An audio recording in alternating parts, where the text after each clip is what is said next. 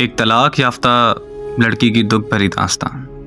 15 سال پرانی بات ہے کہ ایک دوست نے کہا کہ کسی کے گھر جانا ہے اور وہاں کچھ دیر کام ہے۔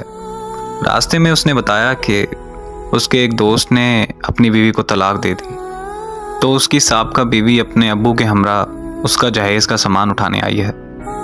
دوست نے مزید بتایا کہ اس کی سابقہ بیوی اس سے 1 سال بڑی تھی۔ پھر ہم دونوں اسی بات پر مذاق کرنے لگے۔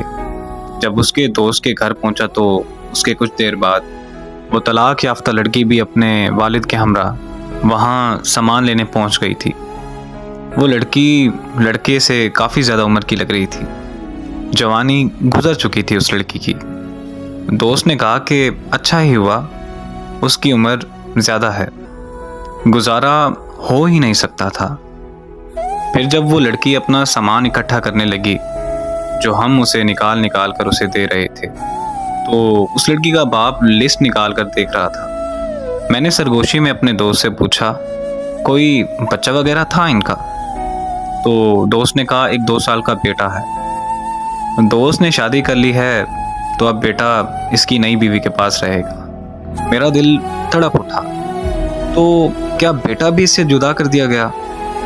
تو دوست نے جواب دیا کہ لڑکی کے والدین کے مالی حالات اب کچھ اچھے نہیں رہے، اس کی پرورش کرنا بہت مشکل تھی، تو اسی لیے بیٹا بھی اب لڑکے کے پاس ہی رہے گا۔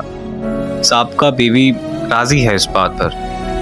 تب میں نے لڑکی کی آنکھوں میں جھانک کر دیکھا، اس کی آنکھوں میں دکھ ہی دکھ تھا، جیسے کہ زندگی پر افسوس ہو رہا ہو۔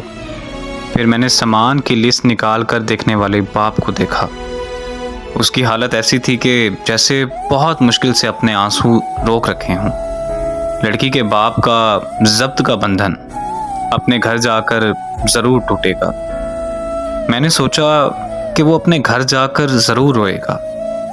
اس لڑکے کی نئی بیوی نے دیکھا کہ جب اسے کوئی خطرہ نہیں ہے تو وہ بھی اپنا بیٹا اٹھا کر سامنے آ گئی۔ تو لڑکے کی سابقہ بیوی نے آنکھ اٹھا کر حسرت سے دیکھا اپنے بیٹے کو دیکھ کر، اور پھر نہ جانے اپنے آنسوؤں کو کیوں ضبط کر گئی۔ وہ میری زندگی کا پہلا دن تھا جس دن مجھے شدت سے احساس ہوا کہ ایک بیٹی کا دکھ کیا ہوتا ہے۔ دونوں باپ بیٹی میں کمال کا ضبط تھا۔